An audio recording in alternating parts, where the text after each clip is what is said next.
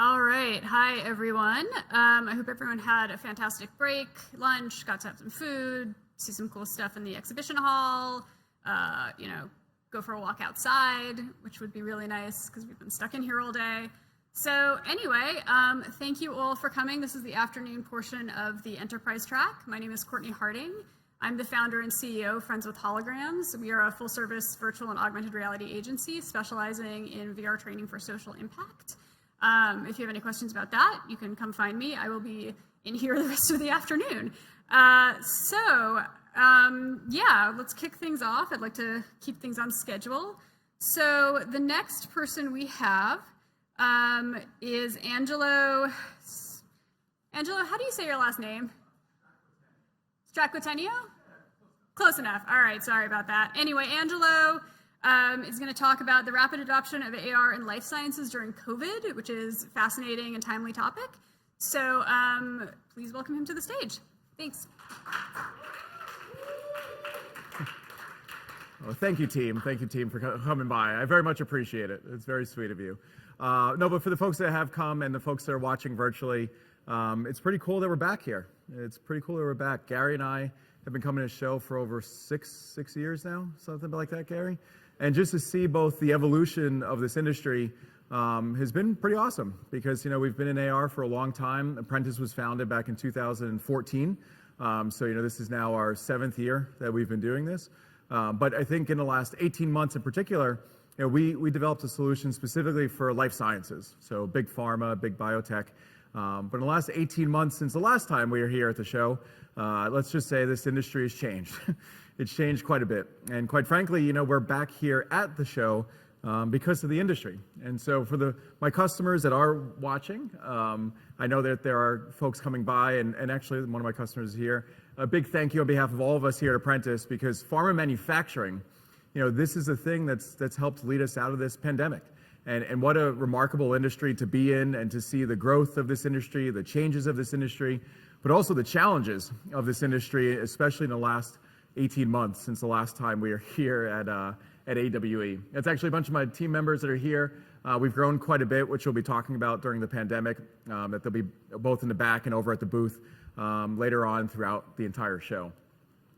But what we're going to be covering today is a bit of a retrospective on the last 18 months since the start of the pandemic and how both Apprentice and this industry has evolved and how specifically they've been leveraging these emerging both technologies themselves around AR, but also the systems, the methodologies, the techniques, all within the last 18 months to really solve some pretty big challenges. And so we'll kind of walk through some of those case studies. We'll walk through a lot of those key learnings, but we'll also talk about what the heck is happening next in life sciences, because this industry, even again, pre-pandemic, was already starting to change. And for those of you that don't come from life sciences, it's a pretty incredible space. It's one where when most people think of pharma, maybe pre-vaccine, you maybe thought of pills. Your Advils, your Tylenols, your Claritins. This is what most people may think of when you think of pharma. But what's interesting is that for the last decade and a half, there's been this massive shift towards large molecule manufacturing, which are biologics. These are your cancer therapeutics, your diabetes drugs, but also the COVID vaccine. The COVID vaccine is a biologic by its nature, and this process for how you manufacture one of these batches is not only incredibly complex, but it also takes a long period of time, close to 4 months right now, to get one batch of the COVID vaccine out the door, for example. But now, what's really interesting is we're even moving towards cell and gene therapy within life sciences, where there's no longer a bunch of pills like Tylenol made in a batch. There's one batch of drugs made for me and one batch of drugs made for all of you individually, whether you have, say, a nasty blood cancer, or even now we're moving towards CRISPR, which Intellia, one of our customers, actually had the first ever human successful trial of CRISPR just a few months ago now. And so this whole wave, this whole movement had started pre-pandemic. But what's really interesting too is that even pre-pandemic, this industry was facing some pretty obvious challenges, that it takes close to a decade to get a drug to market, that the manufacturing process itself is incredibly complex, time-consuming, how you actually bring it to market and how you scale it up from small little benchtop scale bioreactors to huge, 2,000-liter bioreactors to then scaling it out globally, because even right now with the COVID vaccine, we take for granted that 70+% of Americans are vaccinated, but internationally, it's a little bit different. That's not the case right now. And so the manufacturing techniques have to change in order to really stay competitive in this new world, which then in the last 18 months, all of a sudden this got accelerated. And so what we did is we built Apprentice, which this is actually one of the first times we're talking about this publicly post-pandemic. Well, just technically we're still in it. Thank you, Delta, which is not very fun. But Apprentice V6, we built out an entire brand new manufacturing execution system built at its heart around AR, built at its heart around mobile. And this system, we basically have taken the last 7 years of learnings here at this conference and this industry and have applied it to manufacturing systems. Again, in our world, this is manufacturing for therapeutics and vaccines and all different types of new, both drugs coming to market and existing ones that exist. But the point is, this new system saw a tremendous amount of growth during COVID because of these challenges. The obvious one, as soon as this pandemic kicked off, was that, hey, wait a second, how do you actually continue to collaborate when everyone went home? And remember, in our world, for those of you that don't come from life sciences, this is a very physical space, a very manual space. I am touching equipment, I am interacting with things, I am using my two hands. You can't really make drugs from home yet, but right now, how do you continue to collaborate? How do you continue to do tech and method transfer where they move one drug to another facility? How do you conduct FDA audits? How do you conduct international agency audits? How do you do all this stuff when all of a sudden we can't travel and we're all at home? But what's really not obvious is what happened next. So we started to see the impact of collaboration happen in early March into April/May of the first part of the pandemic. But then we started to see on the actual manufacturing execution side, some really big challenges happen because they ran into issues where deviations, i.e. mistakes, started going up. Trainings got hard as heck to do because the team that was actually on site, there was a smaller density, there was a really big challenge around all of this. And then just generally speaking, how do you release these batches with confidence and to do so, especially in the timelines that a lot of these companies were executing in the last year? And so during COVID, we ended up seeing a huge rapid adoption of Apprentice throughout the industry, where my team that's here today, we're now literally 6 times the size from 18 months ago. We've raised 3 rounds of financing. We're our third. It's not fully public yet, but we just closed our Series C. So we did 3 rounds since the last time we were here at AWE. But in addition to that, throughout the industry, we started to see this really, really high level of growth and adoption for the first time, in our opinion, around this emerging tech. This tech that all of us here at this industry, at this event, believe in, have invested in, have built in. This tech, in our opinion, has been the real driving force behind so many things that happened in the last year. What has happened, they've used this technology to I'm not even being dramatic, literally help steady the global drug supply chains in the last 18 months because all of a sudden everything got impacted. Everyone went home. They had challenges manufacturing, they had challenges collaborating, they had challenges doing pretty much everything. And so, they use this software in such a way to be able to both collaborate reliably, but then execute and manufacture their drugs and do so at scale. Because then we actually get into the COVID vaccine itself, where through clinical manufacturing, they were using this quite a bit for vaccine candidates that maybe didn't get to market. And by didn't, there was quite a few that didn't actually make it to market.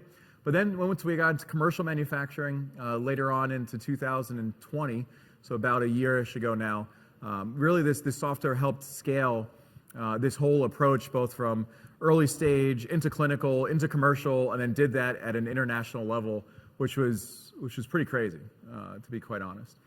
And so how we did all of that, just to walk you through how Apprentice works, we have a remote collaboration tool. This shouldn't be a surprise to many folks here at the industry, but we did innovate the heck out of it during the pandemic. We built something what's called a smart shelf, which is that stainless steel thing that you see there, because not only then could they collaborate and conduct stand-ups, but then it was a perfect way where they can manage their devices, charge their devices, and then grab that headset, go on over to the area in which they were working, and then be able to collaborate effectively, where working with the CMOs, tech and method transfer, regulatory audits and tours, like all of this was a huge kind of underpinning within the last 18 months.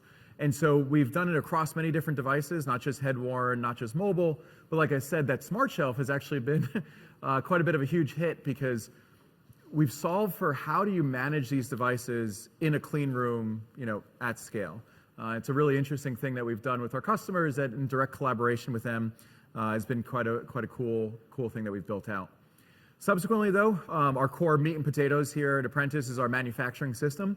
And so what we call our intelligent MES, which is built around head-worn, why we think all of a sudden this has been seen the level of adoption in the last 18 months is because, in our opinion, the radical shift in manufacturing, the radical shift in the molecule that's being made in this space has not coincided with the radical shift in legacy software in our world. For those of you, again, that are not in life sciences, you'd be shocked by how much both paper and these legacy systems that exist that are working on some of the most complex processes out there. And unfortunately leads to mistakes because, that paper binder there is real. Our customers do use that, in many different ways. And, when you're operating on paper, working on very complex processes, it leads to some big challenges. And unfortunately, that's led to some lost batches that we've all heard about, say with J&J's vaccine, that they lost 15 million doses working with Emergent, and they were using paper to manufacture that massive complex batch. And so what we've built out is a full system designed around augmented reality at its heart, but we've reimagined what a manufacturing system is. And this is something that we've learned really over the last 7 years coming to this conference, collaborating in this industry. What we've learned is that AR is a part of the story, but it's not the whole story. And so we maybe a bit naively decided to build out an entire manufacturing system instead of just augmented reality. And that's what's really underpinned so much of this recent growth and success that we've seen, because then we combine that with what we call augmented procedures. It's not as much of the step-by-step stuff that you may be used to, throughout the space. We've actually created a way where we can take their existing paper documentation, bring it into the system, automatically move it into digital, and then once it's digital, be able to execute that across many different devices, head-worn, mobile, as a team, which is another key element of our system. But then we combine that with Tandem, which you saw, which is our collaboration tool. But a key area of investment that we had to make was in integrations. This space uses so many different systems, so many different legacy pieces of software that in order to enable augmented reality, we had to go and build so many, almost effectively meat and potatoes pieces of software to go do those no-code integrations. And that's a key area that we found has enabled adoption of AR because, even if the software can do some powerful things, even if there's high value, if you can't deploy it, if you can't integrate it, if you can't access it, it ends up being quite a big challenge. And so just to walk through some case studies from some of our customers, this is a top 10 pharma company that deployed out Apprentice. This is actually an old slide. They're now in over 90 sites around the world, which has been really a fantastic case study because as soon as the pandemic hit and everyone went home, they needed a way to continue to collaborate, continue to do things like tech and method transfer to basically conduct their business and manage their supply chain. And so how they did this and how quickly they rolled it out from their own bedrooms, because they too, went home, the IT teams that we worked with, this was a big struggle and a big challenge for them too. But the ROI, the benefit was insane because they basically attribute this to how they continue manufacturing last year. And another one related to that is a vaccine manufacturer for the COVID vaccine, but they're a contract manufacturer. So they make drugs on behalf of other companies. But they also, too, had a rapid deployment. They went from one site pre-pandemic to over 35 in less than 2 months. And that was between, I think, April to June of 2020. But then they also were working specifically on clinical trial manufacturing for the COVID vaccine and also into commercial manufacturing for the COVID vaccine using this software at scale. And then we also have another case study from someone that's actually here in the audience, Noble. I'm going to give you a shout out over at BMS, who actually presented on this yesterday as well, because same thing. So BMS had so many big challenges last year where all of a sudden everyone goes home, but you still have to conduct research, you still have to conduct manufacturing, you still have to operate, and you can't do that from your bedroom. Noble tried, but we tried. But the point is, we ended up deploying this in conjunction with his team to be able to do and continue to operate in this environment that was really challenging and quite difficult. And so, if you do see Noble here around the conference, please do say hi, because we've seen just how much this has been an impact to both research and manufacturing at scale. And so what's next? What's happening next? Again, if it wasn't for Delta, in my opinion, we would have been out of this thing by the early parts of the summer. Many of us, well, I guess all of us here are vaccinated, so you've probably worked directly with the same customers that we have, or you've received, I should say, what our customers have designed and manufactured. But what's next is that life sciences, that change that I was mentioning earlier, this movement from pills to biologics to personalized medicine, really requires, in our opinion, a system that can handle everything from early stage process development and clinical manufacturing all the way on through to full-blown commercial manufacturing, and to do so all in one system. And we believe that fundamentally, augmented reality, this thing that all of us believe in so much, and this ability to understand the environment, the ability to work hands-free, the ability to present data in ways that it's never been done before, in our opinion, there's just so much opportunity in this space to be able to innovate as it's moving through the whole process. Because right now, we've been focusing a lot on commercial manufacturing, how do you manufacture a drug at scale? But in the early stage stuff, we just think that there's so much opportunity right now. And so because of that, we've been innovating and will continue to innovate to take this core fundamental tech, build out a complete, robust system around it, and then ultimately execute that, because our goal now, our mission as a company, is to create a lasting impact from COVID to cancer, because COVID will end. Trust me on this. I know it doesn't feel like that right now, but it absolutely will end. And when it does, life sciences is going through this massive renaissance moment. These new drugs and therapies coming to market, things like CRISPR, again, in particular. For those of you that aren't familiar with CRISPR, the best way I could describe this is every other drug that's ever been designed for hundreds of years has been to treat a disease. CRISPR will actually cure a disease by actually editing your genes. And so if you aren't familiar with it, please do Google it tonight, because this future is actually happening way faster than we think. And in order to manufacture those things, in order to have these drugs come to market, in our opinion, it needs to coincide with a shift in the software to help support all of it as those drugs are being made, because these drugs now are happening at a personalized scale, a human scale.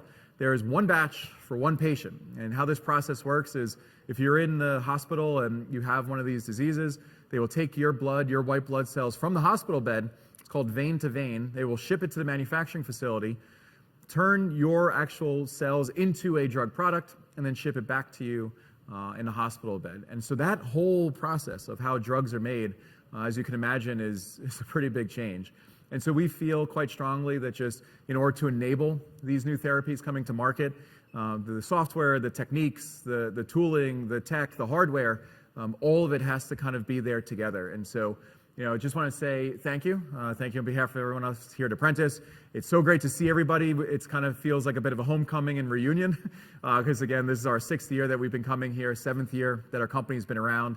And it's so great to see everybody again, because I just think that now, coming out of this pandemic, the level of innovation, the level of learning that we've all done across many industries, we're just in life sciences, but just how much I've heard today from many others and many other colleagues in many other spaces.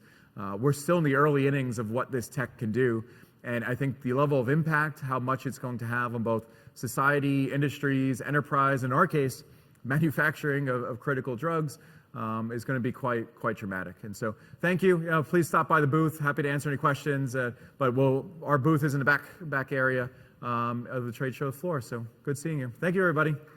So you've actually got, oh, sorry, that was kind of loud. You've got like 5 minutes if you want to take a question or two in here. Yeah, sure. All right. That was amazing. That made me really excited. And I don't know anything about life sciences, but I'm very cheered by the fact that this will cure all sorts of things. Does anyone have any questions? Any questions? Everyone's still in the post-lunch coma. All right. Well, they have a booth, so if you do think of a question, definitely stop by. And this is just incredibly exciting to think about all the practical applications for this technology. We've seen a lot of talk here about the metaverse, and you'll get NFT shoes that you can put in Roblox, and that's super amazing, and that's really fun stuff. But there's also the other side of this that maybe doesn't get talked about as much or isn't as glamorous, but this is actually like saving people's lives.